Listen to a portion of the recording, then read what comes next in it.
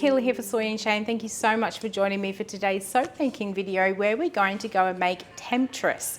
Now there's a little bit of a story in this soap in that I never actually intended on making this particular soap. I present my soaps in little boxes, so when these open up I pop the little soap inside and then I wrap them up in biodegradable film. Now to create the wording across the bottom of my box, I go to a local company which does DTF printing, and I get my my names of the soaps done up in DTF, and then I attach them to the boxes. Now quite often what I actually do is I look at all the fragrances that I've got sitting on the shelf and I think of some soaps to make. I send off that printing and then I make those soaps. Now I had in my head that I wanted to make a soap based around a storm, and I was going to call it Tempest. And for some reason, I wrote on there Temptress. And when I got in my little labels like this, I was cutting them up, sticking them to the boxes, getting ready to make the soaps, and I realized my mistake. Now these particular boxes have now been sitting on my shelf for probably about 5 or 6 months, waiting for me to come up with a design idea for a soap for Temptress. And I can tell you that has been quite a mission, especially with everything that's been going on in the past with where my head has been at. I've just not been able to think of anything. However, I'm on a bit of a soap craze at the moment, and I've got all these ideas going through my head, and I finally figured out a design for Temptress. So let's go and make it.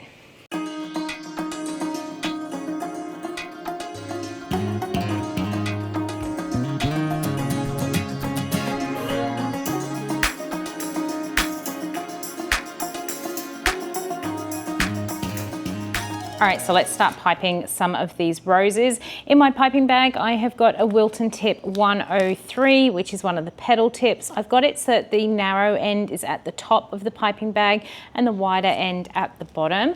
What I'm going to do is just pop a little bit of soap dough onto my flower nail. And in my container here, I have got some little pieces of some grease-proof paper. I'm going to start by popping a little centerpiece. It's just like a little bit of a cone shape. I've shown piping these roses so many times. It's always the same. It doesn't want to come off my piping tip. That will do. It doesn't matter if your middle isn't perfect. It's about building up around it. So we've got that middle piece in, and what I'm going to do is just push it up a little bit. And what I'm going to do is tilt my piping bag in a little bit, and as I squeeze, I'm coming up and back down, and it just forms some little petals around that center piece there. And you can see that even though that wasn't a very good start, it actually looks okay. Now what I'm going to do is come and put a second layer, and whenever I'm piping, as I say so many times, I'm actually moving the nail in my fingers. I'm actually twisting it. I'm never moving my piping bag other than going up and down to create my petals. Whenever I finish my last petal, which is here, I always come back a little bit to start again so that the petals cross over, and I'm just going to squeeze up and down. And once you kind of get into a bit of a rhythm, it becomes quite natural to do this. I'm going to keep these roses quite small for this soap because I've already got the little heart that I'm putting on them. So just grab myself another piece of paper. Again, I'm going to start that middle. Now, if you can't get that little conical shape going, sometimes you can just put a little bit in the middle there and then build up around it. As you kind of build your petals around it, it forms that little conical shape anyway. And I just keep coming round and back, just making very small up and down movements to get the shape of those roses. Now after I have piped a few of them, what I'm going to do is just give them a little bit of a spritz with some gold mica just to finish them off to go on the soap, just to add that little bit. So I'll give it that little bit of a spray with the gold mica. That's just going to give it a little bit of extra zing there. Just having those black roses, I love having black roses on my soaps, but just that little bit of gold takes away from the starkness of it being a black rose. So I'm going to carry on piping my roses until I've got enough to go on the soap. Well, there'll be more than enough. The smallest sort of batch of soap I like to make up is 100 grams, and it always produces me almost double the amount of roses that I need, which is really good because then I can actually go through and see which roses are going to suit my design better. Now I'm not going to spray each rose after I've finished each one. I will do like a little batch over on my tray, and then I will spritz them all together, just so I'm not having to keep putting my my piping bag down. But I'm going to get on, finish these little roses, and then we'll be back and we will make Temptress as our soap.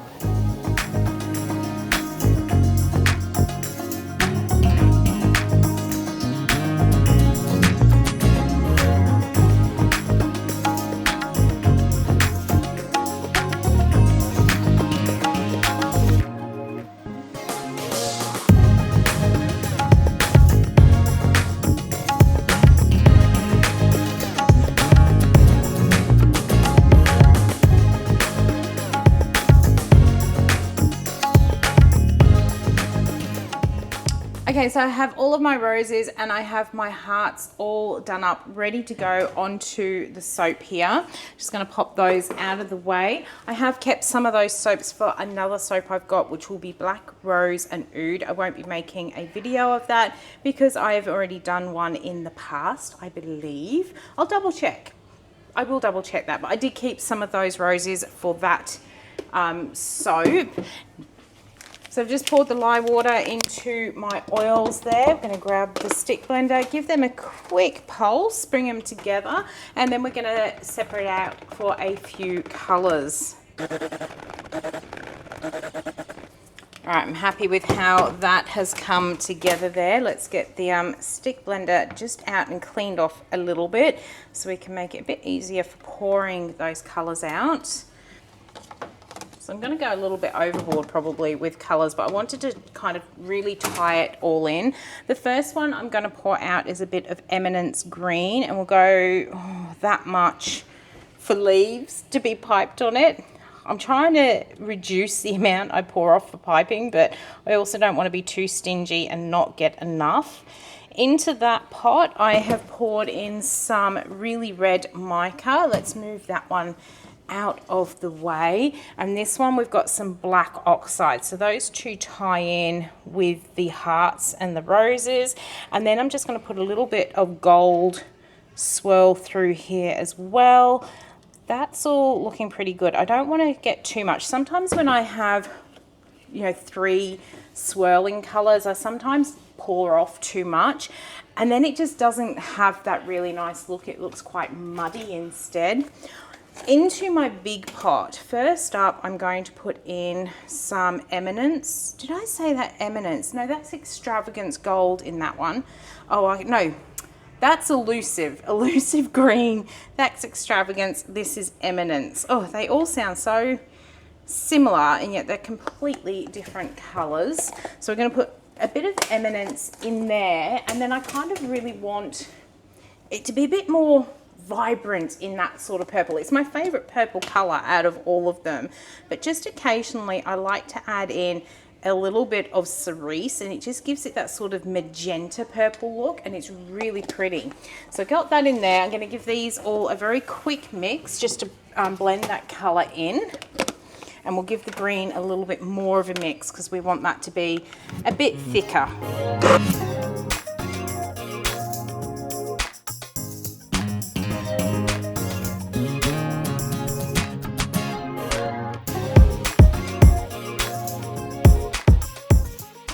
Got the purple I'm after. I want a really bright, vibrant magenta style purple. So what I'm going to do is throw in some of the neon purple into here.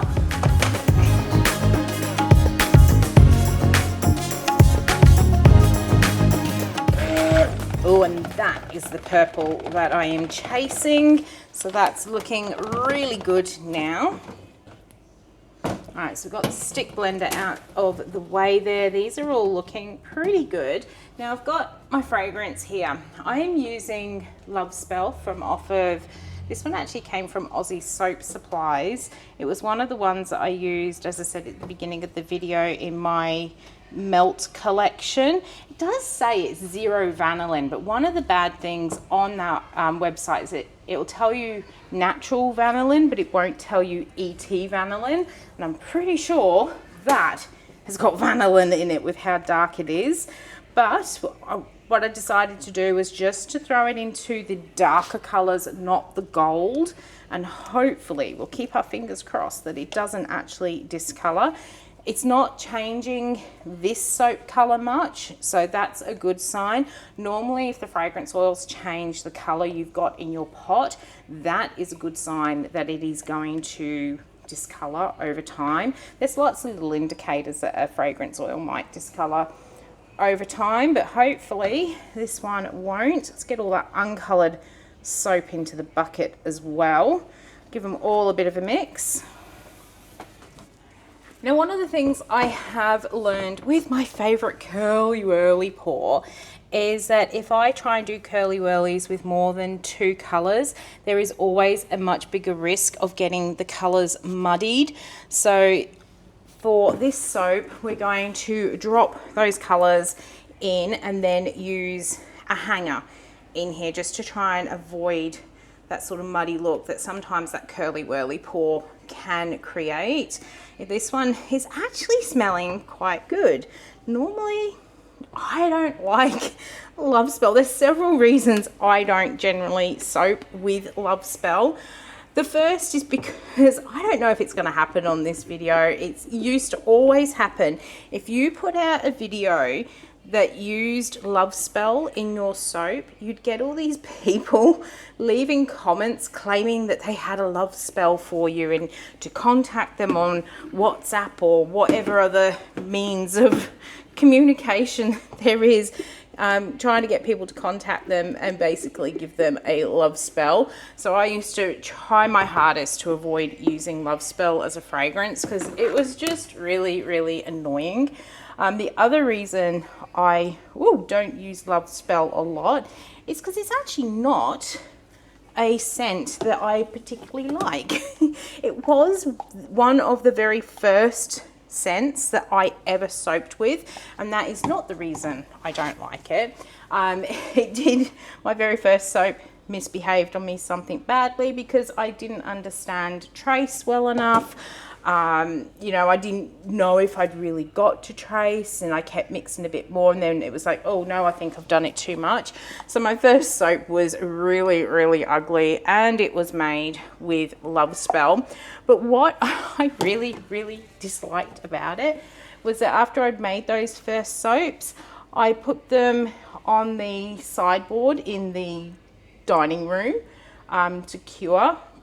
And every time I walked into the kitchen dining room area, all I could smell was wet tea bags. And often my husband will make me a cup of tea and he doesn't leave the tea bags in the sink. But every time I came in, it was like, has he left a tea bag in the sink? Like, it really smells. And I used to go looking for these wet tea bags. And then eventually I realized it was actually the soaps that were reminding me of a wet tea bag smell. Right, I just gave that a bit of a knockdown on the other bench because it's a bit more stable than this one. I'm going to finish emptying this one. But I thought maybe it was the fragrance, like the particular company's fragrance that I'd picked up. So the next time, because everyone, raves about doing Love Spell in their soaps, and it's meant to be like one of the beginner-friendly fragrances to use as well.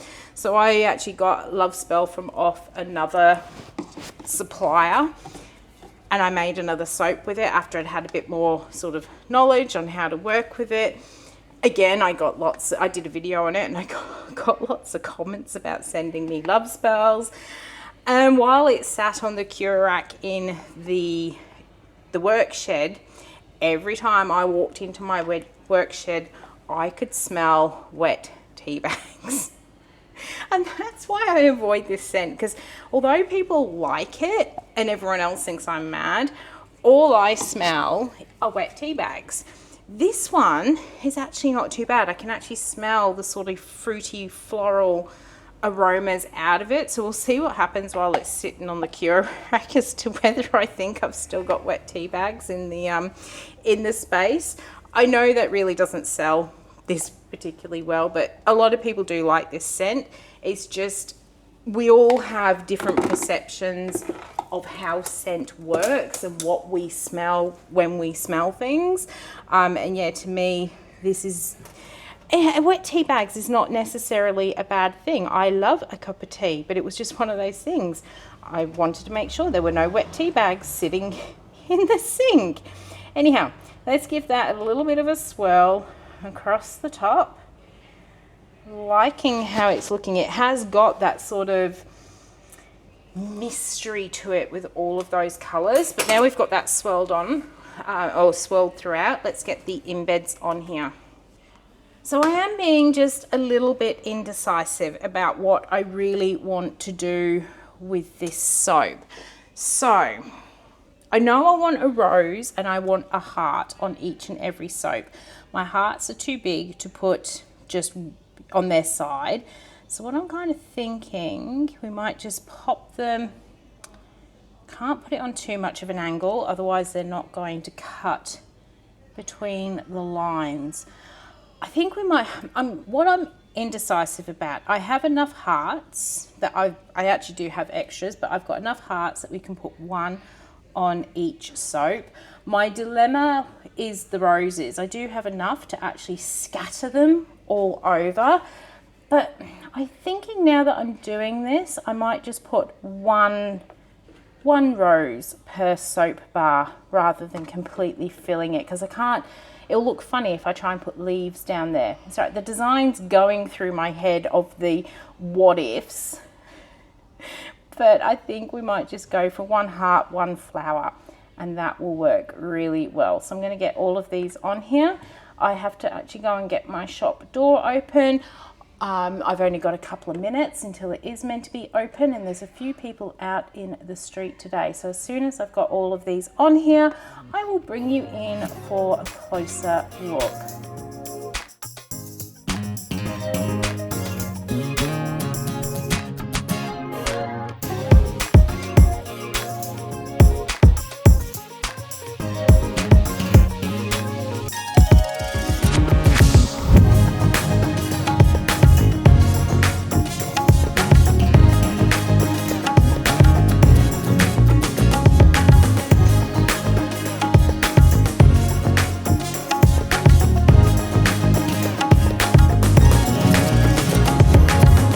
There it is, Temptress is in the mold, and I am absolutely loving how this has come up, considering I struggled so much to think of a design concept for this one.